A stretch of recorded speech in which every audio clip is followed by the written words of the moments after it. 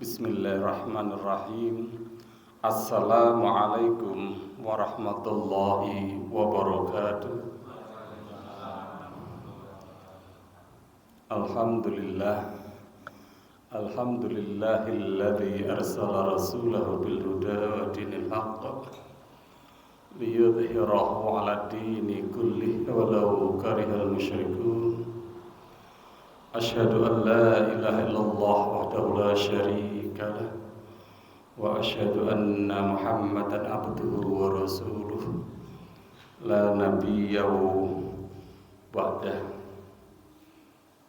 Allahumma salli wa sallim ala hadzal nabiyil karim wa ala alihi wa ashabihi wa atba'ihi ajma'in. Al-Mukarram Ustaz Umam, Ibu Bapak jamaah kajian Jumat malam dengan kajian kitab Arba'in Nawawiyah rahimakumullah. Awalan marilah kita panjatkan puji syukur kehadirat Allah Subhanahu wa taala, karena untuk yang kesekian kalinya Allah senantiasa berikan nikmat kepada kita, sehingga pada malam hari ini kita diizinkan untuk menghadiri majelis taklim ini dalam keadaan sehat walafiat, sebagaimana Allah firmankan, wa in ta'udu nikmatallahi la tuhsuha. Ibu bapak sekalian, tadi saya ditodong kalau malam hari ini diminta untuk membuka. Oleh karenanya marilah kajian ini kita buka dengan bacaan basmalah bersama. Bismillahirrahmanirrahim. Semoga Allah meridhoi. Tafadhal Ustaz.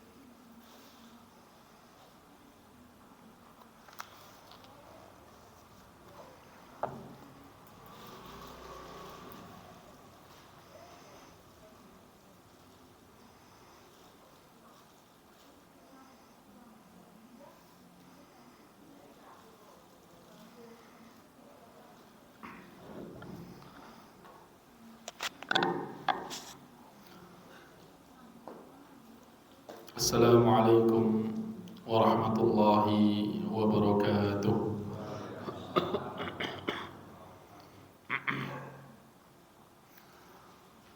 Alhamdulillahilladzi hadana li hadza wa ma kunna linahtadiya laula an hadana Allah. Asyhadu an la ilaha illallah wahdahu la syarika lah wa asyhadu anna Muhammadan abduhu wa rasuluh wa safiyuhu wa khaliluh, ballagha ar-risalah wa adda al-amanah wa nasaha al-ummah wa jahada fillahi haqqa jihadih hatta atahu al-yakin.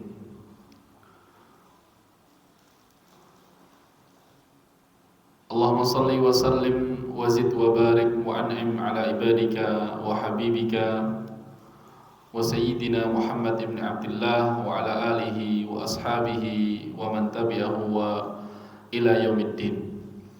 Ma'asyiral muslimin wal muslimat, jamaah kajian panti asuhan dan pesantren Ummu Zaitun rahimani wa rahimakumullah, yang semoga senantiasa dirahmati oleh Allah Subhanahu wa taala. Yang pertama kalinya tentunya marilah kita memanjatkan puja dan puji syukur atas berkat dan rahmat serta nikmat dari Allah Subhanahu wa taala, kita bisa berkumpul di tempat ini ya, dalam rangka untuk menuntut ilmu, untuk mengkaji ayat-ayat Allah dan juga mengkaji hadis-hadis Rasulullah sallallahu alaihi wasallam. Maka tidak ada nikmat yang lebih besar di dunia melebihi nikmat kita diberikan ilmu oleh Allah Subhanahu wa taala, diberikan pemahaman oleh Allah Subhanahu wa taala untuk mau mempelajari agama kita, yaitu agama Islam. Karena tanda kebaikan seorang yang diharapkan oleh Allah Subhanahu wa taala. Jadi kalau Allah menginginkan kebaikan kepada hambanya, maka Allah akan memahamkannya kepada urusan agama. Rasulullah sallallahu alaihi wasallam bersabda, "Man yuridillahu bihi khairan yufaqihu fid din." Barang siapa yang Allah inginkan kebaikan untuknya, maka Allah akan memahamkannya kepada urusan agama. Sehingga kalau hati kita tergerak, kaki kita melangkah ke tempat-tempat untuk menuntut ilmu, maka itu adalah tanda kebaikan Allah kepada diri kita. Dan dengan ilmu inilah akan membuka nikmat-nikmat Allah yang lainnya, baik di dunia maupun di akhirat nanti. Karena dengan ilmu ini Allah akan mengangkat derajat kita baik di dunia maupun di akhirat. Dengan ilmu ini pula Allah Subhanahu wa taala juga akan menjadikan diri kita mudah dalam menjalankan kehidupan. Oleh karenanya Imam Asy-Syafi'i rahimahullah beliau mengatakan, "Man arada ad-dunya fa'alaihi bil ilmi wa man arada al-akhirata fa'alaihi bil ilmi." Barang siapa ingin mendapatkan dunia, maka hendaklah dia mendapatkannya dengan ilmu. Dan barang siapa ingin mendapatkan kenikmatan di akhirat, maka hendaklah dia mendapatkannya dengan ilmu. Untuk itu, alhamdulillah di malam hari ini, Pak, ya, meskipun ada konser besar-besaran di Kediri, tapi kita disibukkan untuk menuntut ilmu ini, masya Allah. Ini hidayah dari Allah Subhanahu wa taala yang sangat mahal sekali. Sehingga marilah kita jaga dengan terus istiqamah menghadiri kajian-kajian dari para alim ulama, para kiai dan juga dari para asatidzah. Ma'asyiral muslimin wal muslimat rahimani wa rahimakumullah. Yang kedua, tidak pernah lupa kita ucapkan salawat dan salam kepada junjungan kita yang mulia, suri tauladan kita yang terbaik, yaitu Nabi Muhammad sallallahu alaihi wasallam, yang dengan perantara beliau kita bisa mengerti mana yang baik dan mana yang buruk. Dengan perantara beliau kita juga bisa mengerti apa saja kewajiban kita di dunia, sehingga Allah akan memberikan balasan di akhirat nantinya dengan surga serta kenikmatan-kenikmatan yang ada di dalamnya. Untuk itu, tanda seseorang cinta kepada nabinya adalah dengan memperbanyak salawat kepada beliau sallallahu alaihi wasallam. Dan semoga salawat dan salam ini terus terlimpahkan kepada seluruh keluarga beliau, seluruh sahabat beliau, serta kepada seluruh kaum muslimin yang setia istiqamah di atas sunnah beliau sampai hari kiamat nanti. Ma'asyiral muslimin wal muslimat rahimani wa rahimakumullah. Alhamdulillah kita bisa melanjutkan kembali kajian Arba'in Nawawi, dan masih di bulan yang suci, ya, bulan Muharram. Tentunya kita tetap berharap kepada Allah, Allah melipat gandakan pahala-pahala kita yang duduk di dalam majelis ilmu ini, sehingga di bulan yang suci ini, yaitu bulan Muharram, sesuai dengan firman Allah Subhanahu wa taala, ya, bahwasanya Allah berfirman, inna iddatash syuhuri indallahi 12 syahran fi kitabillah yauma khalaqas samawati wal ard minha arba'atun hurum. Sesungguhnya bilangan jumlah bulan di sisi Allah Subhanahu wa taala dalam satu tahun adalah 12 bulan, dan dari 12 bulan itu ada 4 bulan yang suci. Maka 4 bulan yang suci itu sebagaimana disebutkan oleh Rasulullah adalah Dzulqa'dah, Dzulhijjah, dan Muharram, serta apa? Dan setunggal, serta bulan Rajab. Dan di bulan inilah ya Allah Subhanahu wa taala melipat gandakan pahala-pahala ibadah dari hamba-hambanya. Bahkan puasa yang paling afdol adalah puasa di bulan Muharram setelah bulan Ramadan. Rasulullah sallallahu alaihi wasallam bersabda, afdalu siyamin ba'da Ramadan siyamu syahrullahil muharram. Puasa yang paling baik setelah bulan Ramadan adalah puasa di bulan Allah, yaitu bulan Muharram. Maka monggo yang masih mampu memperbanyak puasa sunnah di bulan Muharram. Ma'asyiral muslimin wal muslimat rahimani wa rahimakumullah. Para bapak-bapak lan ibu-ibu, kalau ngapunten duduknya di atas sendiri, biasanya di bawah. Ini Masya Allah duduk di atas. Baik, insyaallah pada malam hari ini kita melanjutkan lagi kajian Arba'in Nawawi, dan kita telah selesai dari hadis yang kedua. Kita masuk ke hadis yang nomor 3.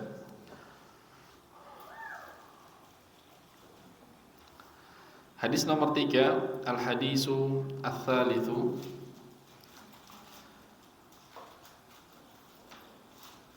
An Abi Abdurrahman Abdullah bin Umar bin Al-Khattab radhiyallahu anhuma qala sami'tu Rasulullah sallallahu alaihi wasallam yaqulu buniyal islamu ala khamsin syahadati an la ilaha illallah wa anna Muhammadan Rasulullah wa iqamis salati wa ita'iz zakati wa hajjil baiti wa shaumi ramadhana rawahul Bukhari wa Muslim.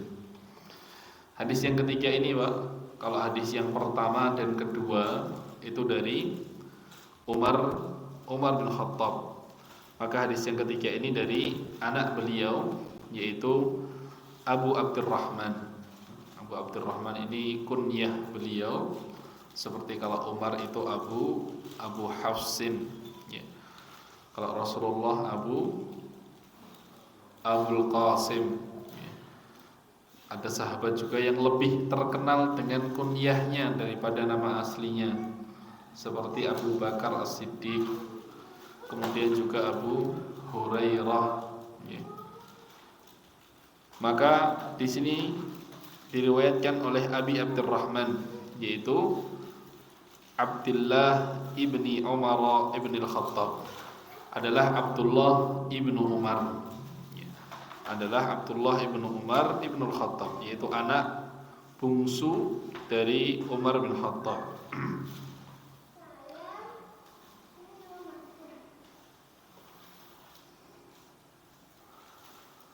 Beliau adalah merupakan sahabat yang meriwayatkan hadis terbanyak. Jadi sahabat-sahabat yang meriwayatkan hadis terbanyak itu, Pak, kebanyakan dari kalangan pemuda. 3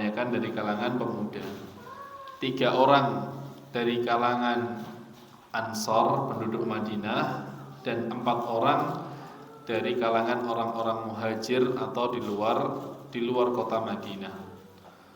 Seperti yang pertama, penghafal hadis terbanyak. Yang pertama adalah Imam Abu Hurairah, seorang sahabat yang mulia, Abu Hurairah.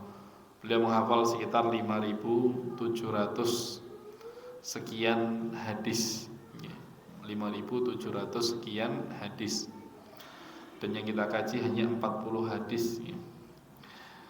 Kemudian yang kedua dari Mekah adalah Abdullah ibnu Abbas. ketika Rasulullah meninggal, Abdullah ibnu Abbas umurnya belum ada 15 tahun.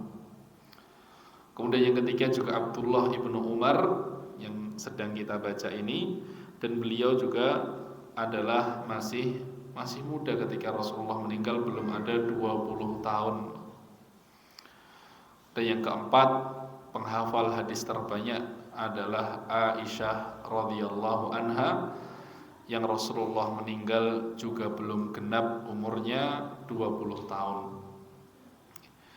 Jadi pemuda semua penghafal hadis. Adapun dari Madinah 3 orang, yaitu Anas bin Malik, kemudian Jabir ibn Abdullah, dan Abu Sa'id al-Khudri radhiyallahu anhum.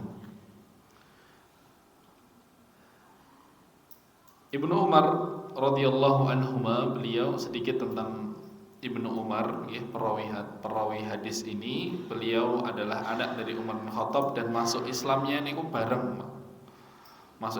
bareng ayahnya. Ketika ayahnya masuk Islam, maka anaknya pun mengikuti ayahnya. Kemudian Abdullah ibnu Umar itu di umur 13 tahun itu sudah meminta izin kepada Rasulullah untuk ikut perang Badar, perang pertama kali kaum muslimin. Umurnya 13 tahun. Tapi ditolak oleh Rasulullah sallallahu alaihi wasallam karena masih sangat kecil. Akhirnya beliau diizinkan untuk mengikuti perang Khandaq dan juga perang Tabuk dan peperangan setelahnya. Kemudian ketika Rasulullah sallallahu alaihi wasallam meninggal, Abdullah ibnu Umar sempat mengikuti perang sampai ke Afrika, bahkan menguasai atau menaklukkan Mesir. Itu termasuk Abdullah ibnu Umar.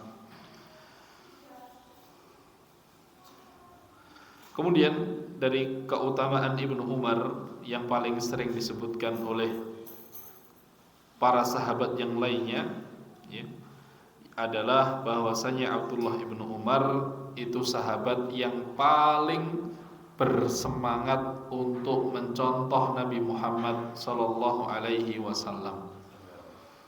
Jadi paling semangat mencontoh Nabi adalah Abdullah ibnu Umar. Bahkan kalau beliau itu safar, ya, beliau ketika safar bepergian, maka beliau tidaklah berhenti kecuali di tempat berhentinya Nabi. Oh, Nabi dulu kalau safar berhenti di tempat ini. Dulu kalau Nabi safar sholatnya di tempat ini. Bahkan beliau kalau safar dulu buang air kecilnya di sini, maka diikuti oleh Abdullah ibnu Umar, ya, bersemangat untuk mengikuti Nabi. Kemudian beliau hidup sekitar 60 tahun setelah wafatnya Nabi sallallahu alaihi wasallam, dan sebagian ulama mengatakan umur beliau 80 tahun. Jadi 60 tahun setelah wafatnya Nabi beliau masih hidup. Dan merupakan sahabat yang paling terakhir meninggal di kota Makkah. Sahabat yang paling terakhir meninggal di kota Makkah radhiyallahu anhuma. Beliau mengatakan, qala sami'tu, aku mendengar Rasulullah sallallahu alaihi wasallam bersabda, yaqulu, bunyal islamu ala khamsin, Islam dibangun di atas 5 pondasi. Hadis ini sering mungkin kita mendengarnya. Syahadati alla ilaha illallah, yang pertama adalah syahadat bahwasanya tidak ada ilah yang berhak disembah selain Allah Subhanahu wa taala, dan bahwasanya Nabi Muhammad adalah utusan Allah. Ini yang pertama. Yang kedua, wa iqamis shalah, yaitu mendirikan salat. Wa itaiz zakah, dan menunaikan zakat. Wa hajjil baiti, dan haji ke rumah Allah, yaitu ke Makkah Mukarramah.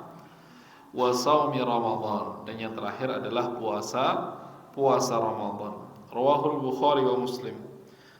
Diriwayatkan oleh Bukhari dan Muslim. Meskipun di dalam riwayat Imam Muslim itu dibalik ya. Wa shaumi Ramadan wa hajjil bait. Jadi puasa dulu baru haji.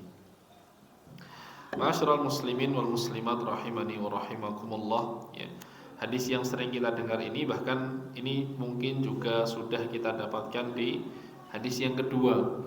Ketika Rasulullah ditanya malaikat Jibril, "Fa'akhbirni anil Islam, wahai Muhammad, habarkan kepadaku tentang Islam." Maka Rasulullah mengatakan, "Al-Islamu an tasyhada an la ilaha illallah wa anna Muhammadar Rasulullah."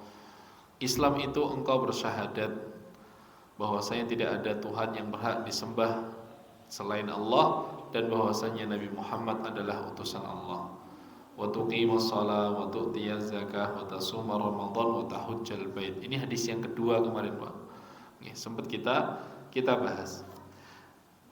Maka beberapa faedah. Yang pertama adalah banyaknya hadis yang senada dengan hadis yang kita baca ini, Pak. Ya.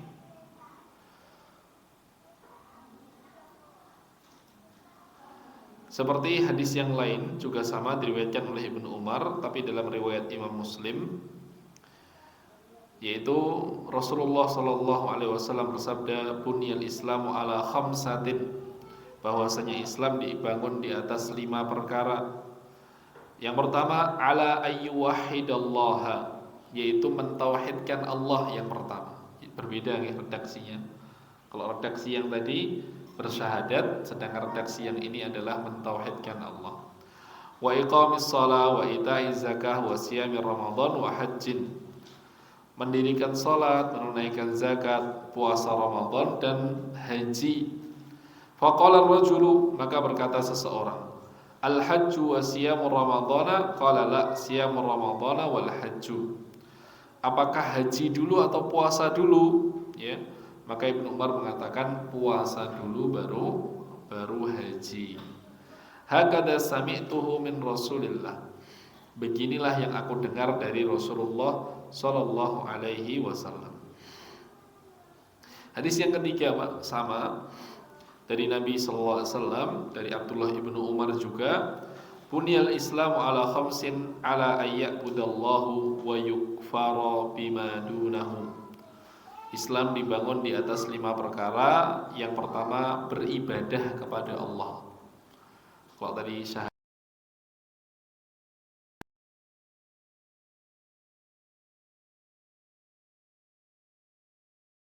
bima dunahu, dan mengkafirkan semua selain Allah. Maksudnya tidak menyembah selain Allah Subhanahu wa taala. Wa iqamis shalah wa ita'iz zakah wa hajjil bait wa shaumi ramadan. Adapun yang lain tetap sama. Kemudian yang keempat juga masih sama redaksinya.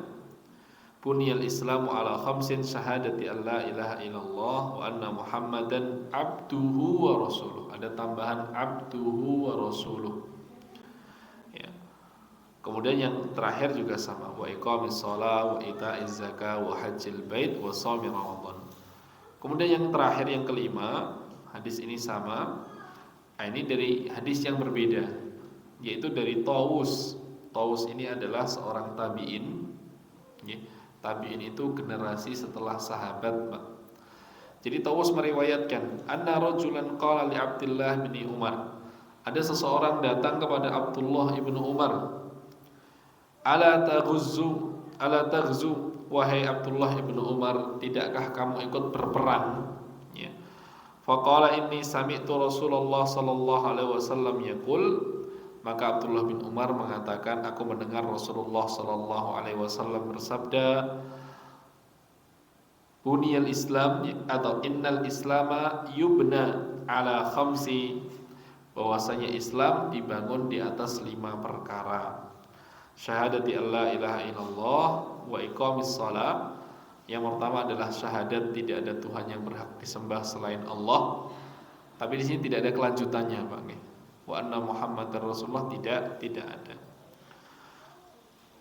Wa iqamis shalah,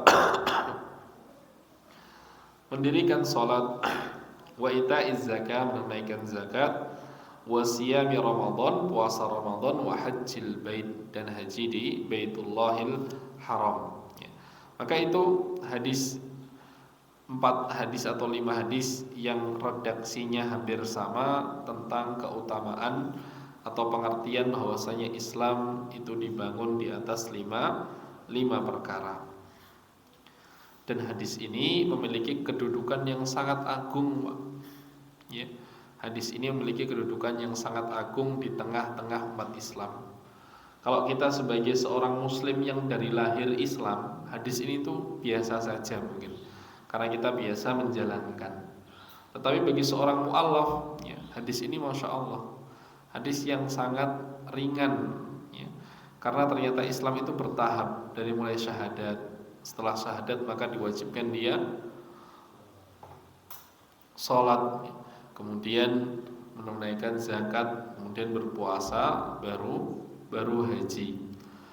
Dan jenengan kalau pernah mendengar hadis yang Rasulullah sampaikan kepada Mu'ad ibnu Jabal ketika Mu'ad ini diutus oleh Rasulullah pergi ke Yaman.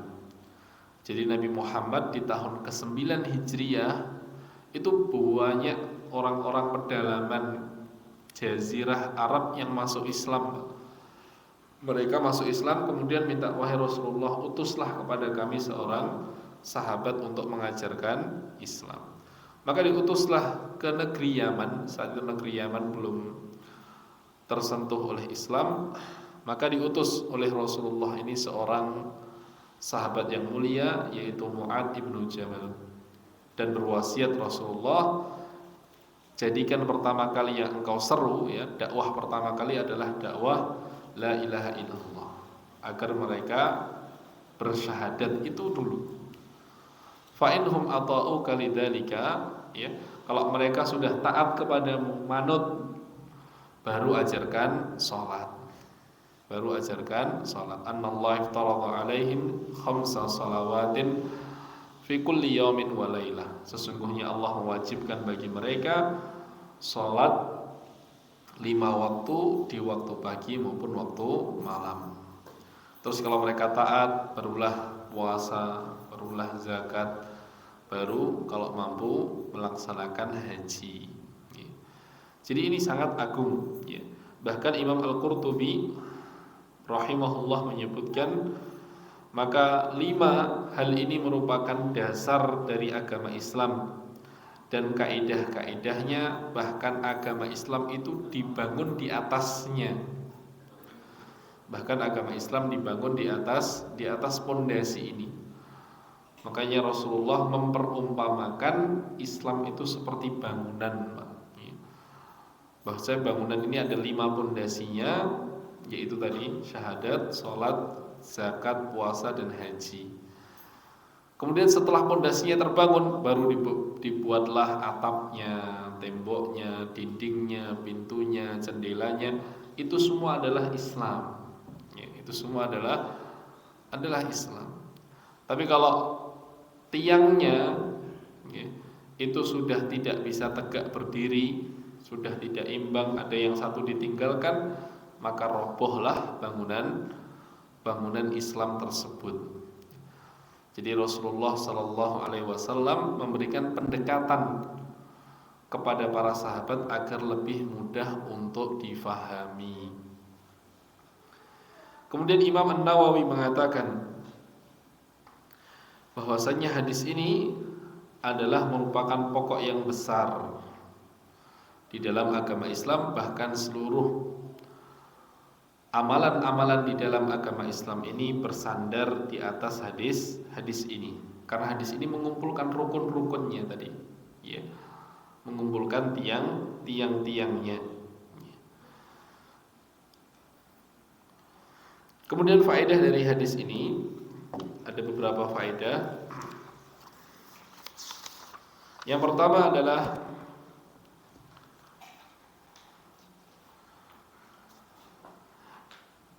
أورد النووي هذا الحديث بعد حديث جبريل وهو مشتمل على هذه الخمسة. Kalau kita lihat Pak nggih, hadis ini ditulis oleh Imam An-Nawawi setelah hadis Jibril, maksudnya hadis yang nomor 2. Padahal hadis di nomor 2 itu juga disebutkan tentang rukun Islam. Lima shtamala alaihi hadzal hadis min bayani ahammiyati hadhil khamsah. Padahal di hadis yang kedua juga dijelaskan tentang rukun Islam. Wa annaha asasul ladzi buniya alaihi Islam fa fihi makna zaid ala ma jaa fi hadis Jibril. Maka ini menunjukkan bahwasannya Imam Nawawi ingin memberitahu kepada kita tentang pentingnya mengetahui rukun Islam, ya. Tentang pentingnya rukun Islam.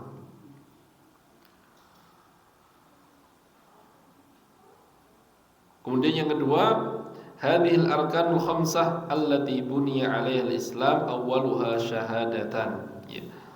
Rukun Islam yang 5 ini yang disebutkan oleh Rasulullah, yang paling pertama adalah syahadatain, yaitu 2 kalimat syahadat. Dan tidak bisa dipisahkan, 1 kalimat syahadat tidak, harus 2 kalimat syahadat. Wa huma asasul usus, dan itu adalah intinya inti kalau bahasa Arabnya asasul usus. Wa baqiyatul arkan wa ghairuha tabi'un laha. Dan rukun-rukun keempat setelahnya, Pak, itu mengikuti rukun yang pertama, yaitu syahadat. Fala tanfa'u hadhil arkan wa ghairuha min al-a'mali idza lam takun mabniyatan ala hataini syahadatain. Maka tidak akan bermanfaat 4 rukun setelah 2 kalimat syahadat jika kita tidak melalui rukun yang pertama, yaitu mengucapkan 2 kalimat syahadat. Ya. Orang non muslim boleh zakat, boleh sholat, tapi kalau mereka tidak beriman kepada Allah, sia-sia. Mereka pergi ke Mekah tidak boleh nabinya, karena tidak boleh seorang non muslim itu masuk ke kota Mekah dan Madinah. Wala budda syahadatu anna Muhammadar Rasulullah. Kemudian jadi rukun 4 tadi tidak akan berguna kecuali dengan rukun yang pertama. Kemudian syahadat ini tidak berguna jika dibaca hanya salah satu saja. Asyhadu an la ilaha illallah, asyhadu an la ilaha illallah tok. Itu tidak berguna. Harus dengan kalimat yang kedua. Wa asyhadu anna Muhammadan abduhu wa rasuluh atau wa rasuluh. Kenapa? Wa huma mutalazimatani la budda min syahadati anna Muhammadan Rasulullah ma'a syahadati an la ilaha illallah. Ya. Karena dua-duanya ini saling mengikat. Kedua-duanya saling mengikat. Tidak mungkin seseorang itu beriman kepada Allah tapi tidak menjalankan perintah Allah. Ya. Tidak mungkin seseorang beriman kepada Allah tanpa menjalankan perintah Allah. Orang kalau hanya mengaku, Pak, itu anak SD juga bisa. Ya. Mengaku paling NKRI, ya, anak SD, anak TK diajari ngomong seperti itu bisa. Tapi untuk membuktikan bahwasanya dia yang paling NKRI, dia yang mencintai negara ini, itu harus muncul dari dirinya. Ya. Kalau hanya mengaku saya cinta, saya beriman, ya, itu banyak yang bisa. Tapi untuk membuktikannya, nah itu butuh melakukan apa-apa yang Allah perintahkan. Karena tandanya seseorang cinta adalah mentaati orang yang dicintainya. Ya. Makanya anak-anak kalau diperintahkan sama orang tuanya manut, ya, karena anak-anaknya cinta kepada orang tuanya. Sehingga ketika tadi kita sebutkan bahwasanya syahadat itu ya tidak boleh hanya salah satu saja, maka orang yang beriman kepada Allah harus menjalankan perintahnya. Tidak bisa dia hanya mengaku beriman tok tanpa menjalankan perintahnya. Dan perintah Allah itu yang mencontohkan adalah Rasulullah Shallallahu Alaihi Wasallam. Penak kita kalau di dalam menjalankan ibadah di dalam agama Islam itu mengikuti akal masing-masing itu sulit. Ini ikut si A, ikut si B, ikut si C. Akalnya yang mana yang kita ikuti? Tapi Allah jadikan mudah bahwasanya agama ini yang kita ikuti hanya satu orang, yaitu Rasulullah Sallallahu Alaihi Wasallam. Tidak 2, 3 atau 4 orang, hanya satu saja, Nabi Muhammad Sallallahu Alaihi Wasallam. Dan itu adalah interpelasi dari syahadat yang kedua, wa asyhadu anna Muhammadan abduhu wa rasuluh. Kenapa ada tambahan abduhu? Dan saya bersaksi Muhammad adalah hambanya. Ini jaga-jaga, jangan sampai kita sebagai umat Nabi Muhammad menjadikan Nabi Muhammad seperti Nabi Isa oleh orang-orang Bani Israel yang mengatakan Nabi Isa adalah anak atau putra Allah. Ya. Makanya dikatakan abduhu, bahwasanya Nabi Muhammad adalah hambanya, bukan anaknya. Wa rasuluhu, dan utusannya. Ya. Jadi beliau hamba Allah dan juga utusan Allah Subhanahu wa taala. Dan dua hal inilah ya sebab ibadah seseorang itu diterima. Yang pertama asyhadu an la ilaha illallah, itu wujud dari ikhlas di dalam beramal.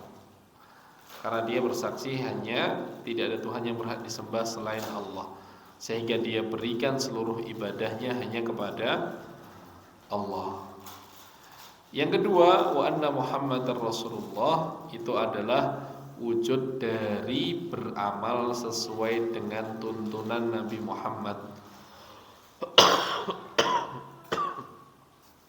Sallallahu Alaihi Wasallam. Sudah, Allah Subhanahu Wa Taala jadikan agama ini mudah.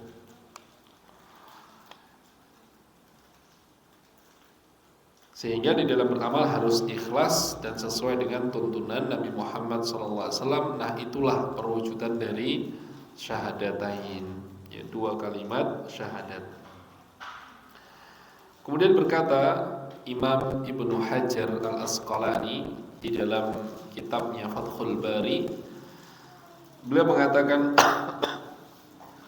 fa in qila lam yudhkar al-iman bil anbiya wa malaikati wa ghairu dzalika mimma tadammanahu su'alu Jibril. Kenapa di dalam hadis ini ya bahwasanya Islam itu tidak dibangun di atas keimanan?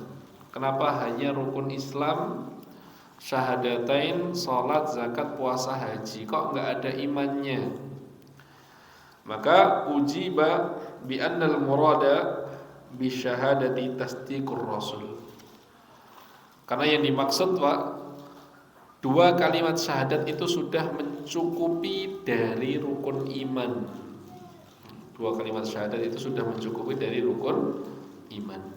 Karena kalau kita bersaksi bahwa saya tidak ada Tuhan yang berhak disembah selain Allah, ya kita beriman kepada Allah Subhanahu wa taala dan apa-apa yang diperintahkan oleh Allah Subhanahu wa taala. Dan itu yang disebut dengan wa huwa min babi tasmiyatu syai'in bi ba'dihi, yaitu menyebutkan sesuatu dengan sebagiannya. Kama taqul qara'tul hamda wa turidu bihil jami' al-Fatihah. Seperti kalau jenengan mengatakan saya ingin membaca Al-Fatihah. Maksudnya adalah semua ayat Al-Fatihah dari awal sampai akhir. Begitu juga syahadatain masuk di dalamnya rukun iman. Kemudian yang keempat ya, faedah yang keempat adalah ahammu arkanil Islamil khamsah ba'da syahadatain as-shalah. Rukun Islam 5 yang paling penting setelah 2 kalimat syahadat adalah salat. Waqad wasafaha Rasulullah bi annaha amudul Islam. Bahkan Rasulullah mengatakan salat itu adalah imaduddin. Imad itu ya, tiangnya, Pak. Tiang dari bangunan tersebut. Wa huwal hadisu wa akhbaru annaha akhiru ma yufqadu minad din. Dan bahwasanya salat ini adalah apa-apa yang akan hilang dari agama ini yang paling terakhir. Jadi semakin dekat dengan hari kiamat, semakin orang-orang mudah melalaikan salat. Maka kalau orang-orang sudah melalaikan salat, fantadhiris sa'ah, maka hari kiamat sebentar lagi. Dan kita sudah melihat ya, banyak sekali orang-orang yang melalaikan dari salat. Wa awwalu ma yuhasabu alaihi al-'abdu yaumal qiyamah, dan ingat salat itu adalah yang pertama kali dihisab. Yang pertama kali diperhitungkan oleh Allah di hari kiamat adalah as-shalah. Kalau salatnya baik, yang lain insya Allah juga akan baik. Wa anna biha tamayyaza bainal muslim wal kafir. Kemudian dengan salat juga yang membedakan antara seorang muslim dengan kafir. Bahkan yang membedakan seorang muslim dengan munafik adalah dalam mengerjakan salat.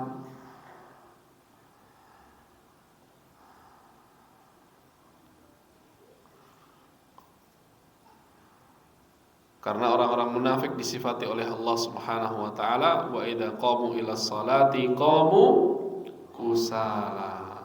Orang-orang munafik itu kalau mau mengerjakan sholat, mereka mengerjakannya dengan aras-arasan, males-malesan. Ya, maka yang membedakan antara seorang muslim yang hakiki dengan munafik adalah semangat mereka dalam mengerjakan sholat. Wa iqamatuha takunu ala halatin ihdahuma wajibah. Dan salat ini ada dua, yang pertama wajib dan yang kedua adalah sunnah. Yang wajib hanya ada 5 saja, ya, salat maghrib, isya, subuh, zuhur dan asar. Wa mustahabbah, yang kedua adalah salat sunnah. Salat sunnah banyak ini. Dan salat sunnah yang paling afdal adalah salat malam atau qiyamul lail. Afdalu salatin ba'dal fariidhah qiyamul laili.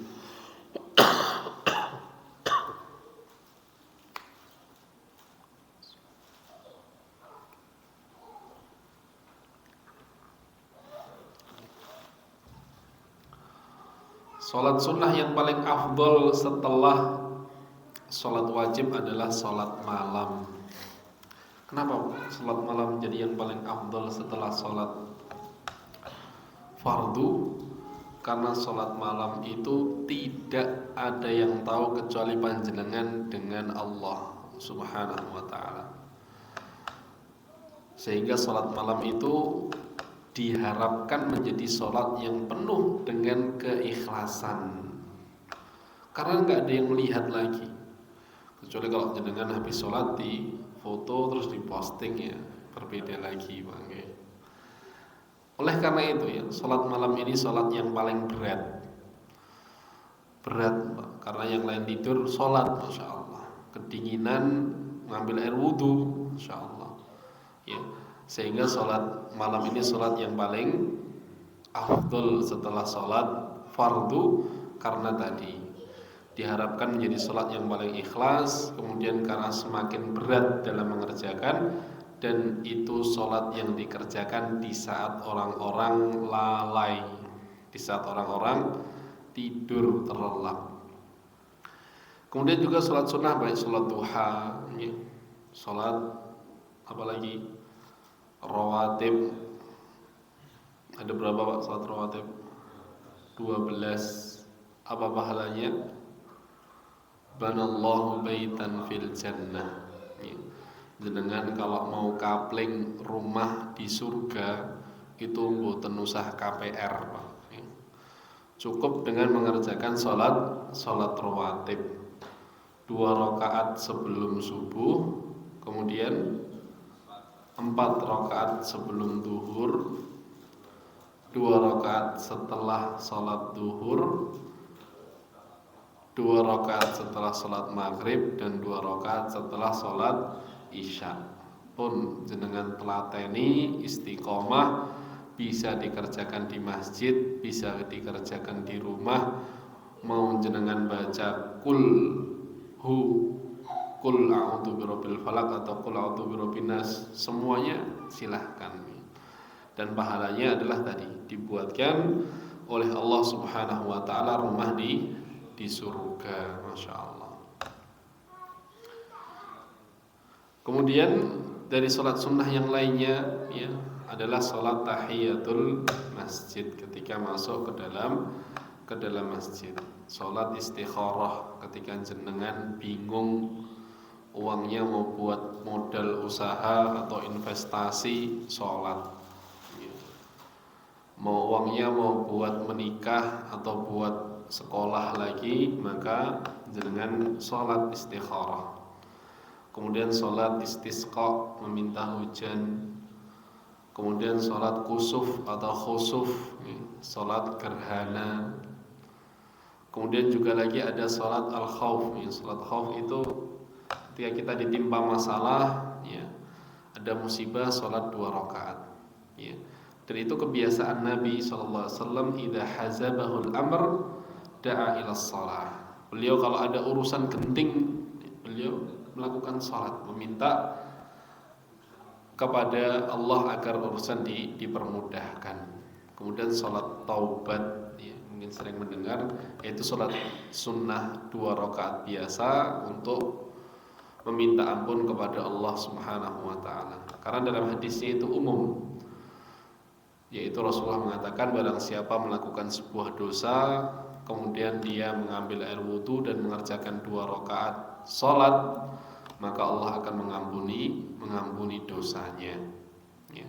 Dan salat-salat di tempat yang lainnya, seperti ketika jenengan baru datang ke Masjidil Haram atau setelah tawaf, ya, atau jenengan di Masjid Kuba, atau jenengan ketika di Dzul Hulaifah, Masjid Bir Ali, ketika memakai pakaian ihram disunnahkan juga sholat 2 rakaat. Dan masih banyak lagi sholat sunnah yang lainnya. Maka 2 itu ya, sholat wajib dan sholat sunnah. Tapi lebih besar adalah pahala sholat wajib, dan ini harus diketahui. Jadi kalau ada orang sholat tahajud dari setelah isya sampai sebelum subuh, tahajudnya Masya Allah, terus subuhnya carry Pak, ya, subuhnya telat, malah berdosa, ya, malah berdosa. Jadi harus tahu yang paling utama adalah sholat wajib dulu, ya, sholat yang wajib terlebih dahulu.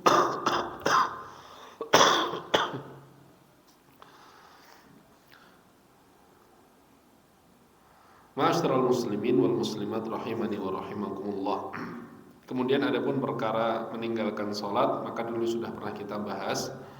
Yang pertama adalah jika seseorang masih meyakini tentang kewajiban sholat, kemudian dia meninggalkannya karena malas, karena sibuk kerja, sibuk lembur, sibuk sana dan sibuk sini, ya, maka orang ini tidak sampai kafir, tapi dia jatuh ke dosa besar. Tapi kalau dia sudah meyakini sholat 5 waktu tidak wajib, nah ini yang bahaya, ini yang kedua. Maka keyakinan itu yang menjadikan dia keluar dari Islam, ya. Karena banyak dalil-dalil dari hadis Nabi SAW yang menunjukkan sholat ini adalah pembatas antara seorang muslim dengan kafir. Al-ahdu bainana wa bainal kafir as-salah, faman tarakaha faqad kafar. Batas antara kita dengan seorang kafir adalah sholat, maka barang siapa meninggalkan sholat kafir. Ya, jadi jangan sampai kita meninggalkan sholat. Bahkan doa Nabi Ibrahim alaihissalam itu agar berharap anak-anaknya, keturunannya tidak meninggalkan sholat. Rabbi ja'alni muqimas salata wa min dzurriyyati Rabbana wa taqabbal du'a. Ya Allah, jadikanlah aku senantiasa mengerjakan sholat dan keturunan-keturunanku. Karena ya, ayah yang saleh atau anak-anak yang saleh itu bisa mengangkat derajat orang tuanya. Sehingga doa Nabi Ibrahim itu juga untuk keturunannya. Kemudian yang kelima, az-zakatu hiya qarinatus shalah, ya. Zakat itu di mana-mana disebutkannya bergandengan dengan salat. Zakat itu senantiasa disebut bergandengan dengan salat. Allah berfirman, "Wa ma umiru illa liya'budullaha mukhlisina lahud-din hunafa'a wa yuqimus salata wa yu'tuz zakah wa dzalika dinul qayyimah." Tidaklah mereka diperintahkan untuk beribadah kepada Allah dengan ikhlas, ya, lurus, wa yuqimus salat, dan mereka mengerjakan salat dan menunaikan zakat. Jadi zakat ini wajib. Bahkan orang diancam oleh Allah Subhanahu wa taala ketika tidak menunaikan zakat. Rasulullah sallallahu alaihi wasallam bersabda, "Ma min sahibi dhahabin wala fiddatin la yu'addi minha haqqaha illa idza kana yaumul qiyamati suffihat lahu safaihu minan nar fa uhmiya 'alaiha fi nari jahannam fayuqwa biha janbuhu wa jabinuhu wa dhahruhu." Pemilik emas dan perak, orang yang sudah sampai uangnya, kekayaannya, tabungannya, perhiasannya itu sudah sampai pada nisab zakat dan telah berlalu 1 haul, yaitu 1 tahun, kemudian tidak menunaikan kewajibannya yang hanya 2,5%, ya, maka di hari kiamat akan dibuatkan untuknya lempengan-lempengan dari api neraka. Kemudian lempengan-lempengan itu dipanaskan, kemudian lempengan-lempengan itu ditempelkan kepada dahinya, lambungnya, dan juga punggungnya. Maka setiap kali lempengan itu dingin karena keringat orang yang dibakar tersebut, ya, maka akan dipanaskan lagi dan ditempelkan lagi, ya. Maka ya, hati-hati ya kepada kita semua, kita harus perhatian kepada harta kita, karena harta ini titipan dari Allah Subhanahu wa taala. Kita bisa mendapatkan harta yang banyak juga karena Allah, sehingga ketika Allah Subhanahu wa taala mewajibkan kita untuk mengeluarkan zakat, yang itu notabene juga untuk kebaikan orang lain, ya, maka harus kita perhatian. Terkadang orang itu tidak perhatian. Kemudian di dalam hadis tadi masih dilanjutkan, maka setelah itu dia akan digiring ke neraka atau digiring menuju surga. Jadi orang-orang Islam yang melalaikan zakatnya, mereka tetap akan diadab dulu. Kemudian ketika pahalanya lebih banyak, maka mereka tetap menuju surga. Itu yang disampaikan oleh Syekh Dr. Ibrahim bin Amir Ar-Ruhaili. Kemudian yang ke-6, shaum Ramadan ibadatu badaniyah wa hiya sirrun bainal 'abdi wa baina rabbih. Puasa Ramadan adalah puasa dengan ibadah dengan badan, Pak. Ibadah dengan jasad kita, jasmani kita, ya. Kalau tadi zakat itu ibadah maliyah, ibadah dengan harta kita. Dan Ramadan ini adalah rahasia antara kita dengan Allah Subhanahu wa taala. Nah, ibadah, ya, semakin rahasia, semakin besar pahalanya di sisi Allah Subhanahu wa taala. Seperti sholat malam tadi. Nah, apalagi ini puasa menjadi kewajiban dan dia rahasia antara dia dengan Rabbnya. La yattali'u alaihi illallah. Ya. Dan tidak ada yang mengetahui puasa seseorang kecuali dia dengan Allah Subhanahu wa taala. Karena puasa, ya, Allah Subhanahu wa taala sendiri berfirman di dalam hadis qudsi, illa saum fa innahu li wa ana ajzi bihi, ya.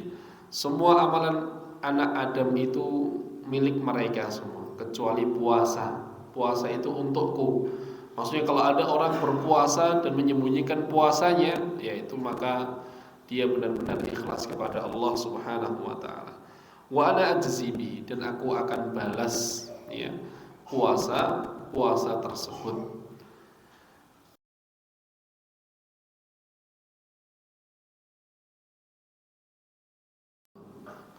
Kalau kebaikan yang kita lakukan dikali 10 kali lipat sampai 700 kali lipat. Kalau puasa tidak, ya, Allah akan berikan dengan kelipatan yang tidak terhingga.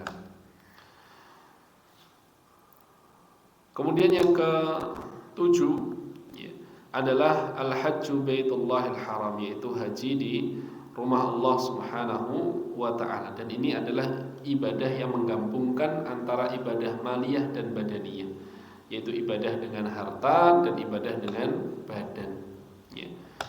Dan ini Masya Allah kalau kita di Indonesia, ya, berat, ya, karena lama sekali ngantrinya. Dan ada ancaman dari Allah, dari Rasulullah SAW. Beliau bersabda, innallaha yaqul, sesungguhnya Allah berfirman, inna abdan sahhahtu lahu jismahu wa wasa'tu alaihi fi ma'ishati yamdi alaihi khamsatu a'wam la yafidu ilayya la mahrumun. Sesungguhnya seorang hamba telah aku berikan kesehatan, telah aku lapangkan rizkinya, kemudian berlalu 5 tahun dan dia tidak berhaji, maka dia benar-benar terhalangi dari kebaikan, ya. Dia benar-benar terhalangi dari kebaikan. Oleh karena itu yang mampu, kemudian yang sehat segera, gak bisa segera Pak, ya, karena harus ngantri kalau di Indonesia. Beberapa hari yang lalu saya daftar haji saja itu berangkat 2091. 2091.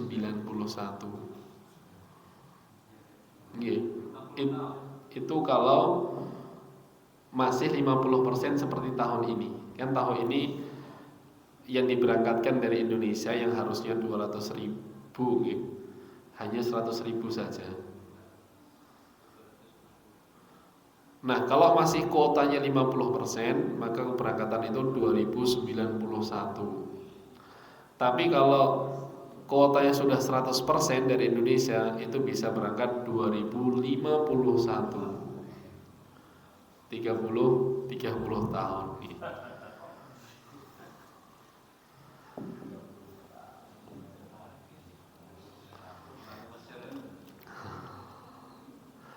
Kembali lagi kepada kaidah wattaqullaha mastata'tum, ya. Kita berusaha semampu kita untuk bisa melaksanakan ibadah haji, ya. Kalau furoda atau NH plus berapa Pak? 250 juta, ya. Itu pun di sana biasa, tidak VIP, ya. Semua mengerjakan sendiri. Baik, ya. Kemudian faedah yang ke-8, bahwasanya agama Islam bukan hanya 5 ini saja, ya, menjelaskan tentang rukun agama Islam. Jadi hadis ini bukan tentang Islam seluruhnya, tapi ini hanya pondasinya saja, ya. Akan lebih banyak lagi syariat-syariat agama Islam di dalam agama yang kita jalani ini, baik dalam masalah akidah, ibadah, muamalah, pakaian, ya, hubungan kepada orang lain, hukum, dan lain-lain sebagainya. Oleh karenanya Islam mengajarkan kepada kita untuk Islam itu totalitas, ya, bukan setengah-setengah. Allah Subhanahu wa taala berfirman, "Ya ayyuhalladzina amanu dkhulu fi silmi kaffah wa la tattabi'u khutuwatis syaitan innahu lakum aduwwum mubin." Wahai orang-orang beriman, masuklah kamu ke dalam Islam itu seluruhnya, Pak. Kita yang sudah Islam dari kecil, maka kita totalitas dalam Islam, baik dalam berpakaian, dalam berakidah, dalam berkeyakinan, dalam bermuamalah. Itu kalau bisa totalitas untuk sesuai dengan syariat Islam. Kemudian faedah selanjutnya, kenapa jihad tidak termasuk rukun Islam? Maka Al-Hafidz Ibnu Hajar Al-Asqalani menjawab bahwasanya karena jihad itu adalah hukumnya fardu kifayah. Ya.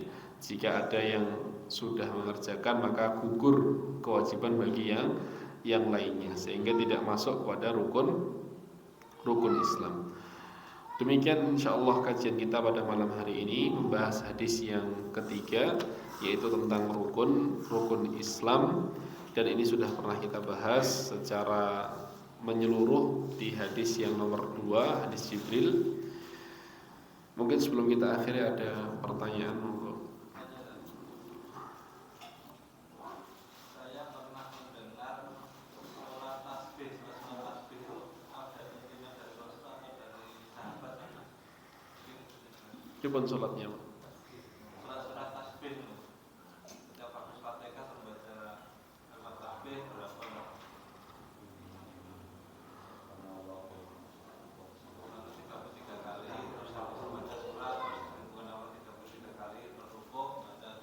Harinya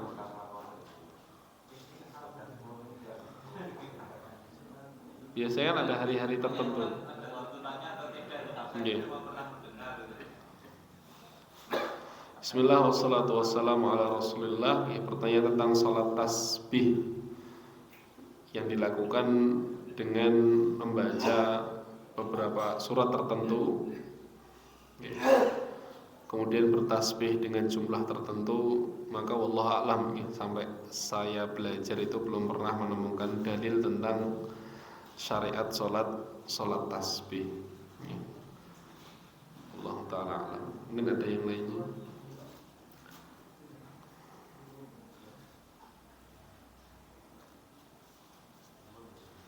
Sampun, alhamdulillah.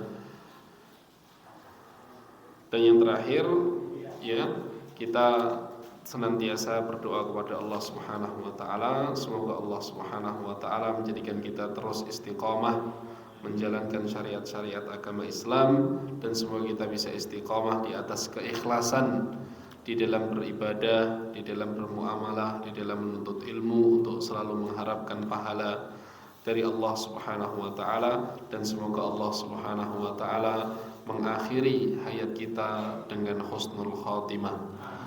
Wassallallahu ala nabiyyina Muhammad wa ala alihi wa sahbihi ajmain. Subhanakallahumma wa bihamdika asyhadu an la ilaha illa anta astaghfiruka wa atubu ilaik. Wassalamu alaikum warahmatullahi wabarakatuh.